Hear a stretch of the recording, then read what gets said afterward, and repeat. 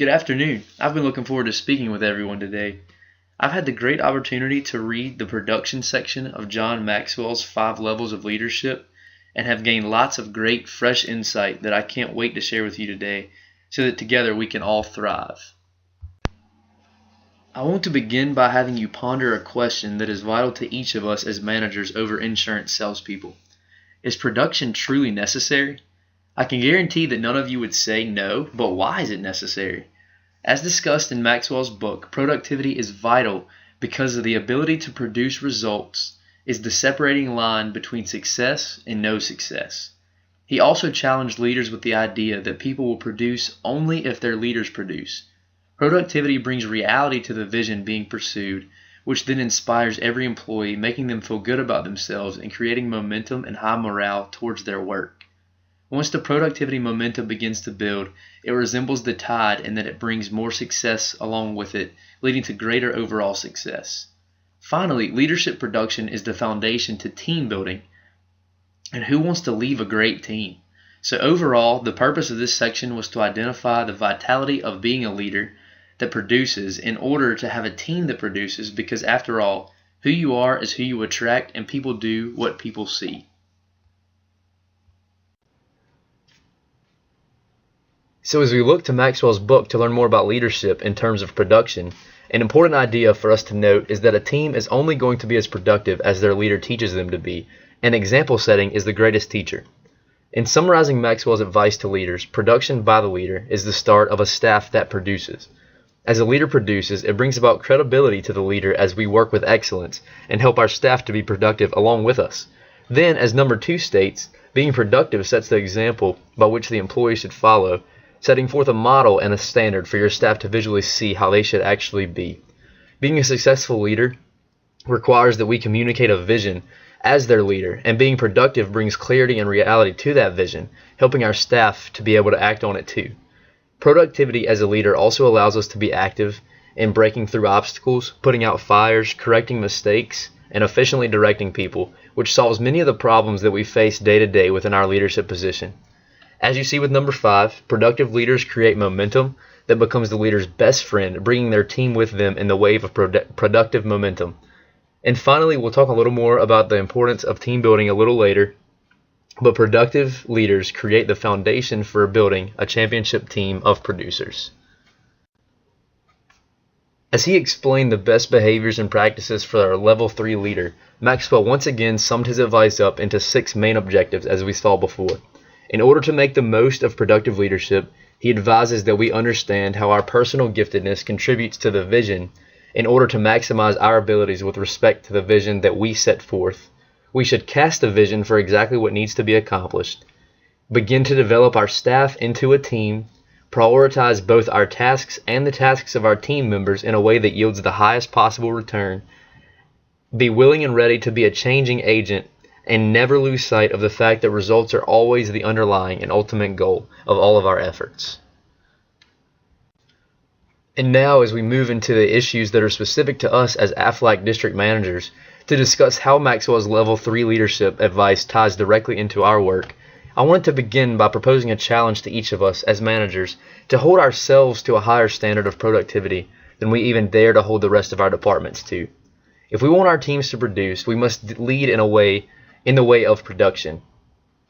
That brings me to the actual vision at the forefront of our production, which we will align with our ultimate goal.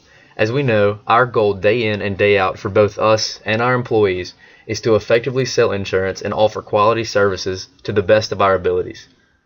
In line with our goal is the vision that I know we all share, to build winning teams of insurance salespeople that produce their highest quality of work every day.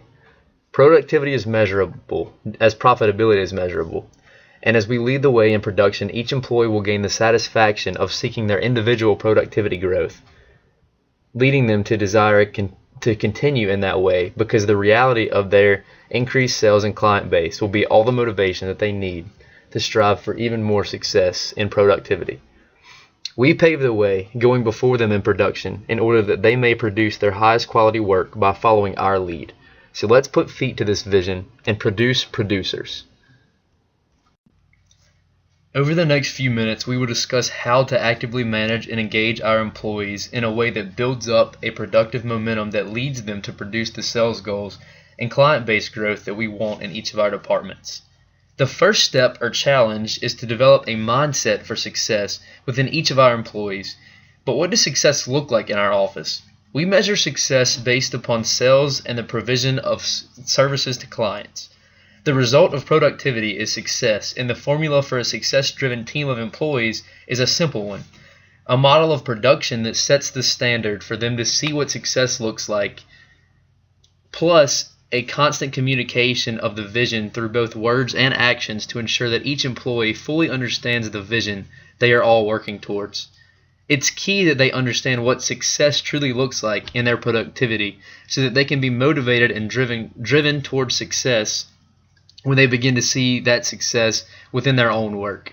As Maxwell stated, it so well, productivity is inspiring, making employees feel good about themselves and their work, which is a snowball effect into even better results as the positive momentum builds a high morale towards the work they are doing. All the while, it is also vital that we are intentional about creating an environment that's conducive to growth and inspiration so that our employees have room to succeed and grow. The overall goal is that our employees are so driven towards success that they actually look forward to coming to work because they are able to see the importance of the work that they do. Upon developing a mindset for success, the next step is to ensure that we, along with our employees, develop a desire to use work time wisely in order to produce the desired results. So how do we make wise decisions to guide our time in a way that is most efficient in order to make sales properly? I'd like to introduce you to what is known as the Pareto principle, or also known as the 80-20 principle, which says if you do the top 20% of your to-do list, it will yield an 80% return on your efforts. So am I telling you to delete the lower 80% of your to-do list and to encourage your staff to do the same? Possibly. Following along with Maxwell's encouragement, I want us to each consider 3 questions to ensure that our time is used in a way that allows us to get a lot of the right things done, and then in turn to push our employees to do the same. The questions are, as listed: what is required of me, what gives me the greatest return, and what is most rewarding. Those are the things that should be what we spend our time on, not on random petty things that lead to no results. Those are the areas where our employees will thrive and learn to truly enjoy selling insurance and interacting with clients. As our employees apply these principles to their time, it's key that they be proactive in their work rather than procrastinating. And I think it will be much easier to avoid procrastination when making a plan for utilizing their time effectively.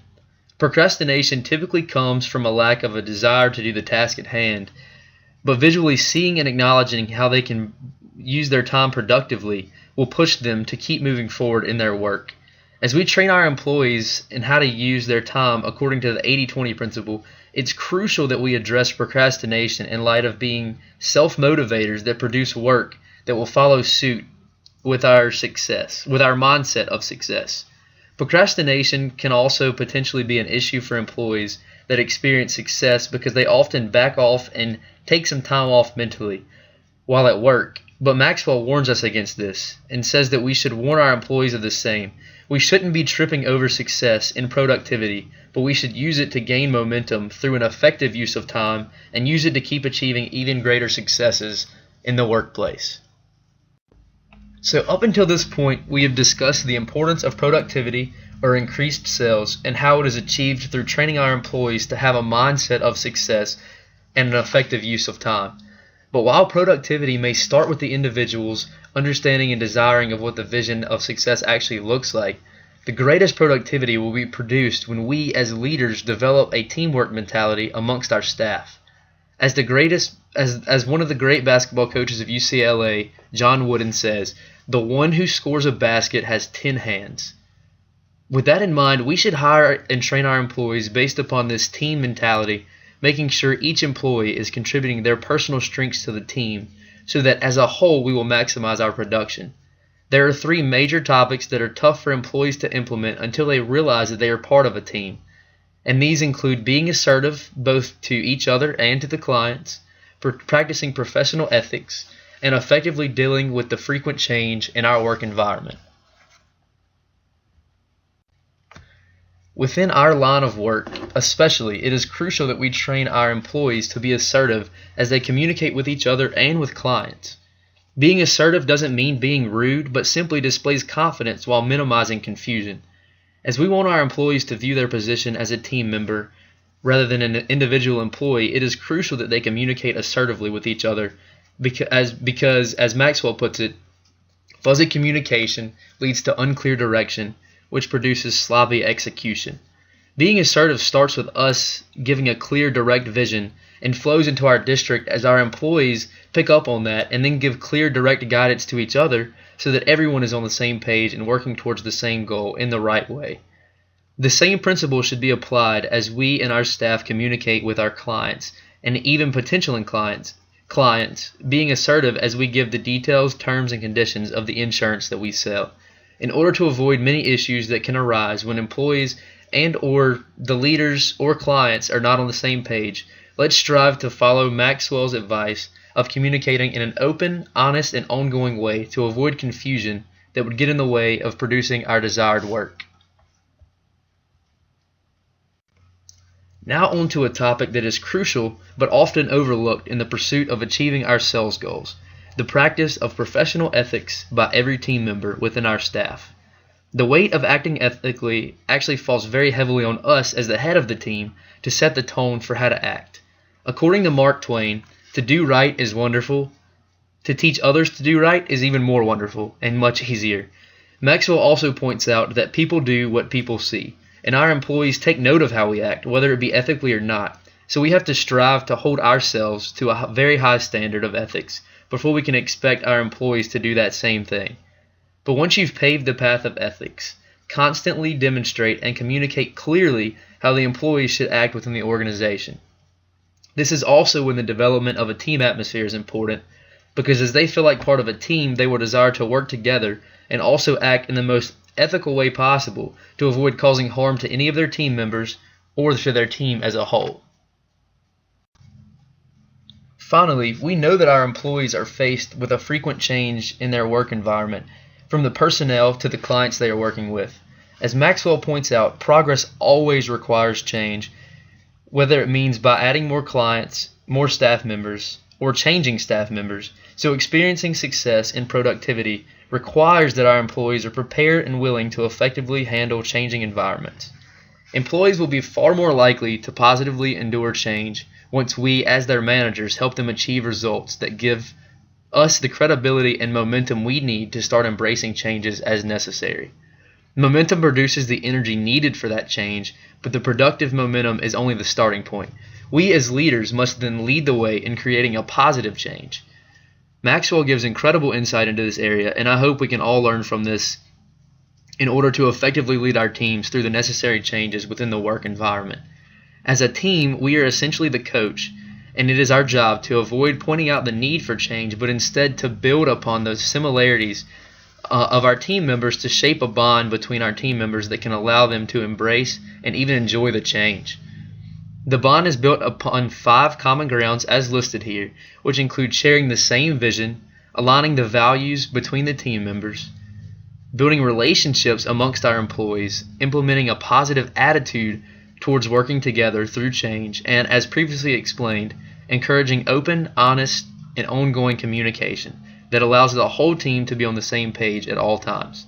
Change is never easy, but it's necessary and can be handled very effectively upon the creation of both a productive momentum and a bond between the team members that can allow them to embrace changes through focusing on their team rather than on the constant change in the environment. So as we conclude today, I hope that you have all learned how to move from a level 2 leader to a level 3 producer that in turn creates momentum that leads to great results among each of your districts. Being a producer is the only way to develop a team of producers. So I want to conclude with a challenge of Henry Ford, also presented within Maxwell's book, concerning the setting of goals above and beyond what is expected in producing the highest quality of work that you can produce. He said, as you see here, make your future plans so long and so hard that the people who praise you will always seem to you to be talking about something very trivial in comparison with what you are really trying to do. There is a lot of great information within the book that is still to learn, so I would encourage each of you to go to Amazon or any other bookstore and invest a few dollars in order to dive into each of the chapters for yourself.